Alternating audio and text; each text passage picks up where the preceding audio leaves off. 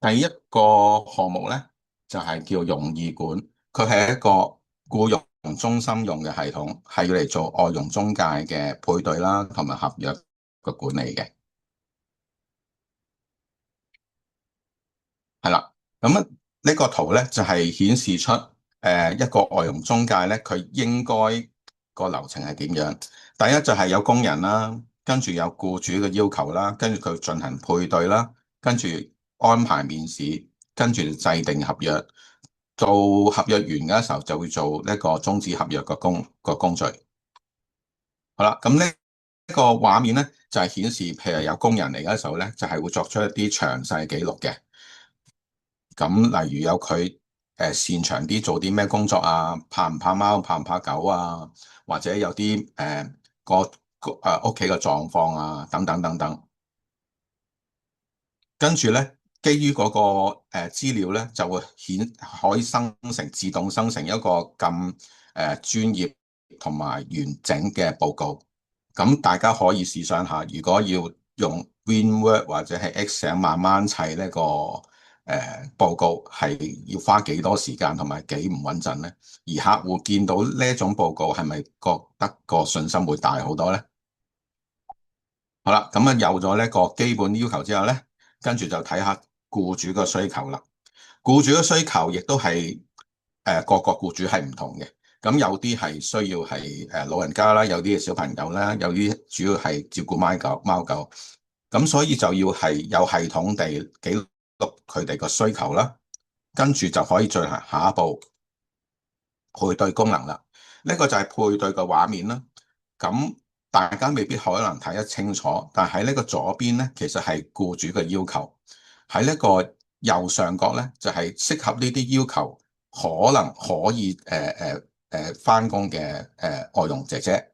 係啦，咁可以做一個配對啦。咁啊亦都可以一路配對嘅時候一路調整。例如話個僱主要求好高，但係就好少外傭姐姐適合，就可能可以降低某啲要求，睇下會唔會多啲姐姐可以適合。咁適合咗之後咧，跟住就係要約佢啦。咁其實亦都好多文字啊，各樣嘢要打咧。下邊呢個好多文字呢度咧就唔係打出嚟嘅，係自動生成嘅。好啦，咁生成咗或揀選咗邊啲外傭姐姐適合之後咧，就安排唔同嘅姐姐同唔同嘅僱主見面啦。咁呢個就係一個會面嘅時間表啦。咁會面嘅時間表咧，就可以見到每一個姐姐其實同僱主會面咧個時間咧係固定咗嘅，咁亦都係排得好整齊嘅，咁就可以有效咁樣用控制時間，令到嗰啲時間運用更加有效率。咁跟住就到個姐姐翻咗工啦，翻咗工嘅時候就唔係完嘅喎，一間專業嘅外傭中介公司咧，係喺姐姐翻咗工之後咧，都有好多個跟進嘅。咁例如係 Visa 個批發同幾時到期啦，誒誒身份證號碼啦，或者係一啲你每個中介公司特定嘅同個外傭姐姐傾偈，了解佢做得開唔開心啊嗰樣嘢，其實都好多好瑣碎嘅嘢要去跟進嘅。咁如有咗呢個咁嘅時間表咧，就可以固定咗幾時要跟進邊啲事情，係啦。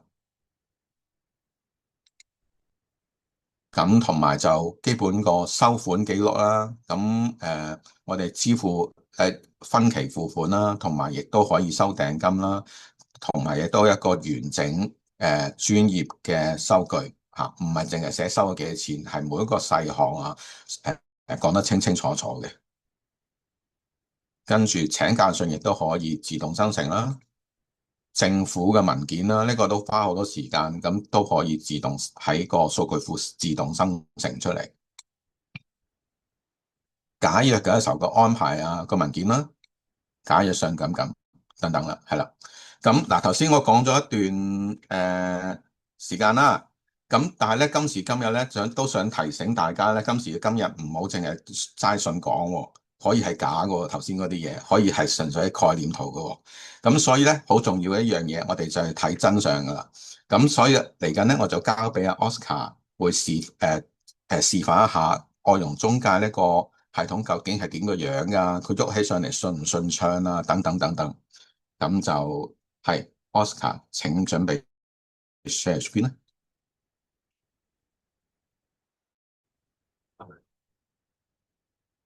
睇到。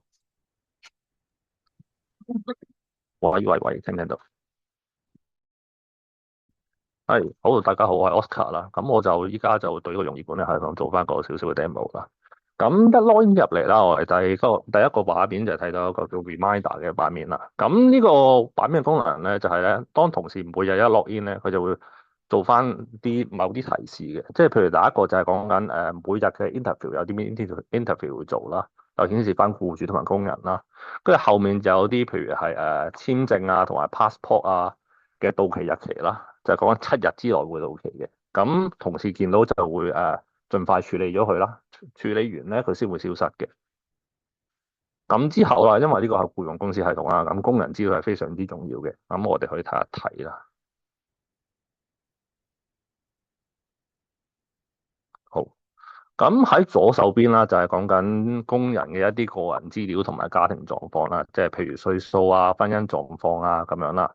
跟住下面就係講緊佢譬如有冇仔女啊、幾多個啊、幾多歲咁樣啦。跟住最下面咧都可以放翻啲 video link 嘅，咁就係一啲工人嘅個人自我介紹啊，或者叫 Cantonese link 就係講緊佢可能用廣東話介紹自己嘅情況係如何咁樣啦。咁之後都可以安排翻喺個網上系統度 click 翻呢條 link 嚟睇翻一個自我介紹嘅影片啦。咁喺右手邊呢度啦，上面就係講緊工人嘅一啲能力上嘅評估啦。你見到就有譬如煮嘢食啊、清潔啊，跟住有啲就係講緊照顧唔同年齡段人嘅能力嘅評估啦。咁我哋呢度需要用到一個可量化嘅分數嚟去評估呢樣嘢嘅，而唔係淨係講話佢對呢樣嘢做得好與唔好咁樣，因為好與唔好比較抽象少少嘅。咁我哋用翻一個分數咧，就係1至5啦。一就係講緊工人非常擅長呢樣嘢，而5就係就係講緊佢完全唔擅長嘅。跟住再下面，我哋可以睇翻一啲就係工人以往嘅學歷啊，同埋工作經驗啦，就可以睇翻邊年佢做過啲乜嘢啊，或者邊年畢業咁樣嘅。咁另外咧，我哋都可以做翻啲譬如工人嘅相啊，都可以儲存翻喺個系統入邊啦。同埋可以做翻啲，譬如雷達圖啊，就可以記錄翻一啲工人嘅特性啊，同埋個評分咧，咁就用圖像嚟顯示翻俾僱主睇咧，會容易明白好多。咁另外啱3蚊都講咗啦，佢就可以做翻個編勾嘅動作啦，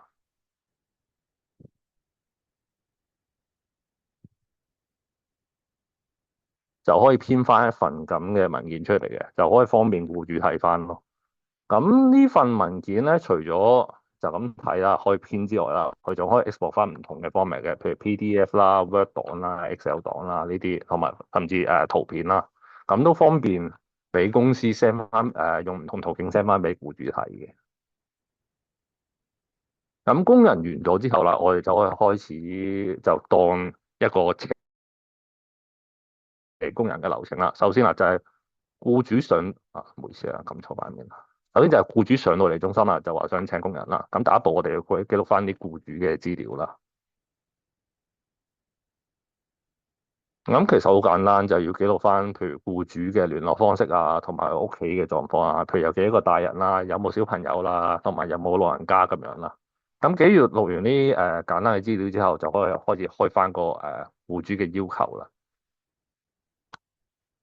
咁嚟到呢個版面，我會見到上面呢兩度就係同工人嗰邊幾乎一樣嘅，就係講緊僱主需要啲咩能力，同埋需要個工人照顧到啲咩年齡段嘅人士啦，都係用翻1至5咁去評分嘅。咁因為兩邊嘅評分一樣啦，咁後續就可以用呢個評分嚟做翻個配對啦。咁我哋見到下面咧，可以再記錄翻少少更加刁鑽啲嘅要求啦，就係譬如可能個僱主要求個工人係幾多歲啊，跟住身高體重啊，再刁住啲，例如係需要啲咩生肖啊、星座啊，甚至宗教啊，都做到嘅。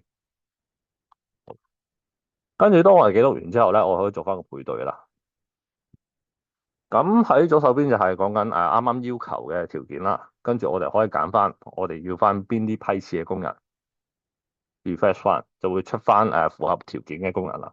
不過我哋可以呢度見到就係可能得一條，可能太少啦。我哋可以刪減啲條件，係咁樣就多翻好多啦。咁我哋可以揀翻當中符合條件嘅工人啦，然後撳翻 generate。佢就會生成翻一條介紹嘅字條嚟，俾公司 send 翻俾僱主去睇嘅。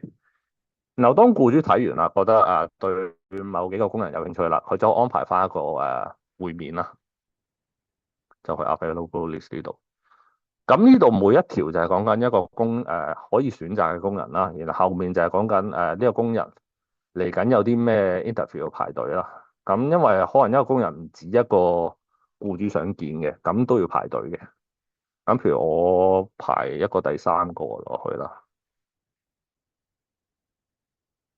係我揀完僱主之後揀翻嗰個日期啦，就可以 save 翻啦。咁都可以喺個 Canada 上面排翻個會面嘅，咁樣咁都會用翻唔同顏色代表個會面結果如何啦。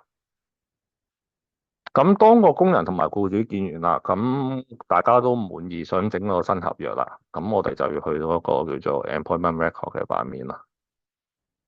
咁呢度唔同顏色就係講緊合約嘅唔同狀況啦，即係譬如邊啲仲繼續緊啊，邊啲已經完咗約啊咁樣啦。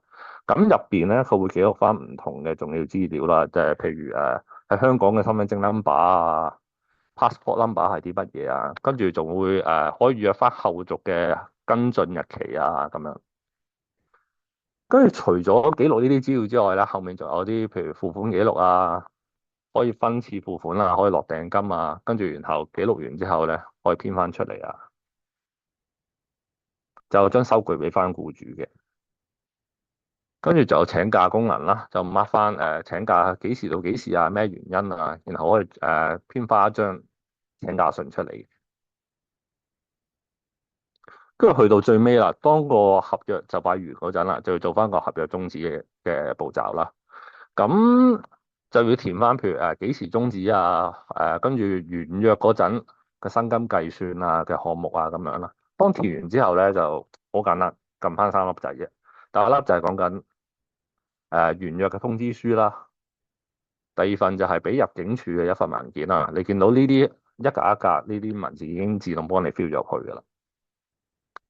第三就係講緊完約嘅薪金計算啦，就列明晒出嚟噶啦。咁最尾有個總價錢啦，然後要做嘅嘢基本上就係簽翻個名就 O K 噶啦。係，咁我呢個系統嘅demo 就大概係咁多啦。好，唔該晒 Oscar。好，大家可以見到係，尤其是最後嘅時候一個完約個動作，其實佢只有 kick 幾 kick，若最多都係5分鐘就搞掂晒成件事。咁如果唔用系統，可能都係要花半日時間，跟住仲可能會出錯。咁所以呢個就係有系統專業同埋唔專業嘅分別啦。